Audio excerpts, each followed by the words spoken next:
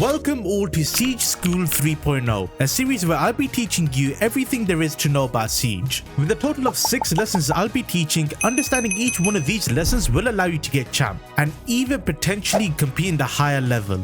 With lesson 1, we'll go into settings, where I'll be going over the best settings to use and why. Heading over to general settings and in order, and to note I'll be skipping some settings as they are personal preference. Ping/communication wheel on, stun VFX, dark glare, Titan sound effects I'll skip as I'll be talking more about it in the audio section. Cycle inside camera group have this on. Essentially what pinging communication does, it allows you to see a yellow ping, which is vital when using it to ping an enemy, as the alternative would be red pinging, and doing so will alert them that they have been spotted. Doing a yellow ping however doesn't do this. Additionally to this saying, if you hold your ping button you can see a wheel that has different options to choose from. The first one being danger, which tells your teammate that there's someone there. Going in, telling your teammate where you're pushing. Breach, which indicates where breach is, or for someone to get breach/make a rotate. Banks, which is self-explanatory. Area clear, indicating the area you droned or are in has no enemies in the room. Help, asking your teammate for assistance. Reinforce, this is for when you're defending enemies, to ask someone in your team to reinforce. And finally, watching here, telling your teammate where you're holding. This may be a flank or even which area inside you're holding. The communication wheel is perfect for situations where you're unable to speak or type in messages, as the wheel covers the main things to communicate. Next we have stun effects. Implied by the name is quite literally what color you see when you're blinded. And I don't know about you, but I play in the night, so I'd rather see a dark glare over a white glare. Cycle inside camera group. All it means is that if you have a cam such as a Valve cam, when going into your cams you can see there's a separate category for it, and having this thing enabled you can only navigate through the Valve cams instead of going onto the other categories. For Defuser Pickup, select both. Visible throw trajectory on.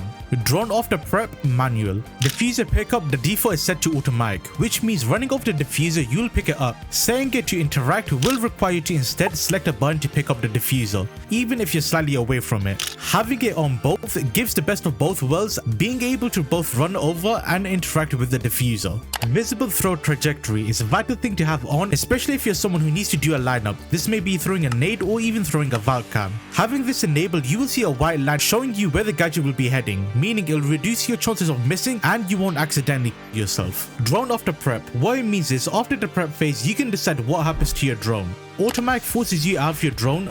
Semi-automatic forces you out of others' drone, however not your drone. And finally we have manual, which you can choose after prep phase when to escape your drone, even when on your teammate's drone. The reason we want this on manual is because if there's an area which your teammate wants to rush, or if there's an enemy standing still in a room, you can stay in your drone throughout it all, without you going out and back into your drone. With general settings done, we move on to the HUD settings. Now this, we don't actually need to change anything, as everything here is personal preference. With the audio setting, this is something you need to make sure you get right, as Siege is one of those games where audio is everything. The main things I'll be covering in this section is dynamic range and Titunnuis sound effects. Everything else in this section is down to you on how loud you want your game to be, as well as what things you want to hear. With dynamic range, you're choosing how big the difference is between the loud sounds and quiet sounds. If you set it to high, the game keeps audio close to its original realistic form. Loud sounds like gunshots, breaching, and even explosions will be very loud, while the quieter sounds like footsteps will remain quiet. Now choosing low on the other hand, you're able to hear the quiet sounds a lot better. The reason for this is because the louder sounds like gunshots, the audio for this will be compressed, making the loud sounds a lot quieter. However, the quieter sounds will be easier to hear and stand out more, as those sounds will not be compressed. Now another way to look at this for those who have played Siege before Siege X is that low is night mode 2.0 and high is hi-fi 2.0. So the best thing to use is low, as having low makes it easier to hear the footsteps without being baited out by the gunshots. With Titunnuis sound effect, this essentially is what type of sound you want to hear when you get stunned. Now one thing to note, this doesn't only apply to stun grenades, as you can also hear this sound from explosions. With 3 options to choose from, I'll play each one of them now.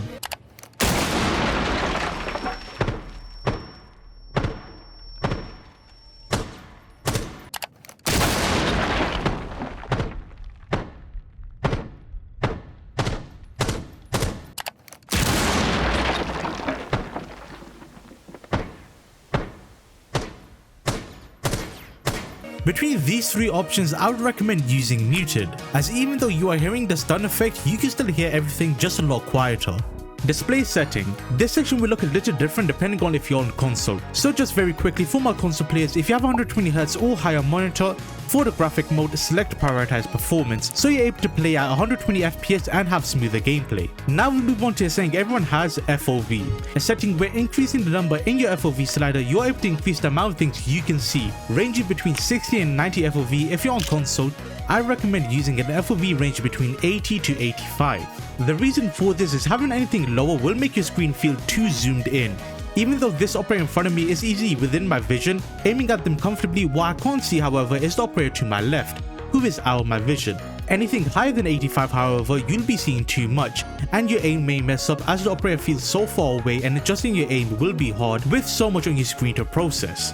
PC players on the other hand, we have an additional setting to help you aim called aspect ratio, which changes how wide and tall your screen appears. With many options to choose from, I would recommend 3 different aspect ratios you can use. If you're the type to use holographic sight and want to lock onto the enemies a lot easier, then use 4:3 ratio. This makes it where the operators are a lot wider on the screen, making it a lot easier to both see and lock onto the enemy. If you prefer using ACOGs and want the operator to look taller but slightly wider, allowing your movement to feel more smooth and balanced, then I recommend using 16:10.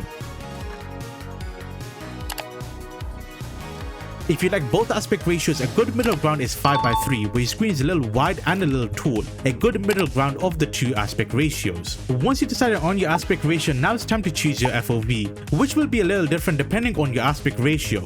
If you're using 16:10, choose an FOV range between 80 to 85. The same concept to console's FOV, anything lower you won't see people to your left or right of your vision, and anything higher you'll be seeing too much and even potentially mess up your aim as the enemy feels further away. If you decide to use 4:3 due to the aspect ratio making the screen more zoomed in, I recommend the FOV range of 85 to 90. As you can see by this side-by-side comparison, using the 80 FOV with a 16:10 aspect ratio, it looks similar to a 90 FOV with a 4:3 aspect ratio. The key difference is that the operator on the 4:3 is a lot wider, so you can keep that feeling of being able to lock into the enemy while also being able to see people outside your field of view. Finally, 5:3. Since it's the middle ground to this, I recommend an FOV range of 82 to 88 for that sweet spot. Resolution, select the highest option you have. For me, that's 1920x1080. Display mode, have this set to full screen. Refresh rate, select the highest option you have available. For me, that's 144Hz, as I got a 144Hz monitor. VSync and FPS limit, make sure for both of these you turn it off to get the most out of your PC and ensure performance. If you want to, you can cap your FPS to the highest option available if you're having problems with stable FPS. Finally, widescreen letterbox. Now unless you want borders on the top and bottom of your screen, turn that off. Now we move on to graphics. At the top you will see overall quality. What I want you to do is select low. Doing this, every graphics setting in this section will be set to the lowest option. The reason we want this is because we want to gain as much frames as we can for the most competitive advantage. Additionally, some of these settings can be distracting, such as lens effect. As you can see by this side-by-side comparison in Outback, having lens effect off is so much better, as you can clearly see this file come up here by the lights, whereas having this on you can barely see anything. Now the only settings you may want to adjust is shadow and anti-aliasing. For the shadow, you want to set this to medium, as there will be some situations where seeing a shadow may help you. For example, when someone is camping close by the door, seeing a shadow will make you more prepared as you know where the person will be. For anti-aliasing, this essentially is a quality setting where you can control how smooth you want the edges of objects to appear. Now to have the most FPS, you want to set this off. However, having anti-aliasing off will make the edges of the objects look more jagged. If you don't like the look of this, then the best option for you is to select TAA. When you select this option, make sure your render scaling is set to 100. Now with the sharpness slider, this is personal preference to how sharp you want the objects to look. For me, I have this set to 100 as I prefer the objects to be as sharp as possible. Now we finally move on to the most important section in this video, the controls. Before I guide you on how you can find your perfect Sens, I will quickly talk about the other settings and which is the best to use and why. For my PC players, raw input on. Having this on, any input you make with the keyboard and mouse will make it well be input then game as the process, rather than input then Windows and then game, which although barely noticeable does affect input delay. For my controller players, vibration and trigger effect have both of these disabled. So when you shoot, you won't have your controller vibrating so your aim doesn't mess up, and for your trigger effect, if you use L2 and R2 to aim and shoot, you won't have to feel tension on your button when using it. Leaning behavior, have this on alternate, which allows you to lean without aiming. To do this, all you have to do is aim your gun and then lean either to the right or left, and once you're on ADS, you will remain leaning. This is helpful if you're someone who uses a shotgun sitting in the corner or just trying to quick peek for information. Finally, onto the last controller exclusive setting, controller rotation. Have this on classic. Now you might be confused when looking at the description of the setting, however, the description of classic is a little misleading. Using update, if I were to do a 360, I start off gradually before reaching my full sense speed. Whereas using classic on the other hand, doing a 360 is more consistent, as my movement doesn't start off gradual, rather it goes into my full sense speed. Although in the description talks about how classic starts off gradual, it's actually update that starts off that way. With that out of the way, we go into settings both PC and console have access to. Gadget deployment and drone deployment have both of these on. Essentially what gadget deployment means is when deploying my gadget, say for example a breaching charge, if I have this setting on standard, whenever I get my breaching charge out, it will go away. That is unless I'm close to a wall where it will automatically place it for me. If I have this setting on advanced, when getting out my breaching charge, I can keep this out for as long as I want. And if I were to place my breaching charge on the wall, I will need to hold my interact button throughout the whole process. Stopping halfway will stop the placement of my breaching charge. Drone deployment is similar concept with gadget deployment, but instead if I use standard and throw my drone, the moment I do, I will go into my drone, whereas using advanced, when throwing my drone, I will not go into it until I select my drone button again. Having this on the advanced is a must in situations where you're throwing your drone and you hear a defender running at you. Instead of going into your drone the moment you deploy it, which will result in your death, you will instead be ready for the defender running at you.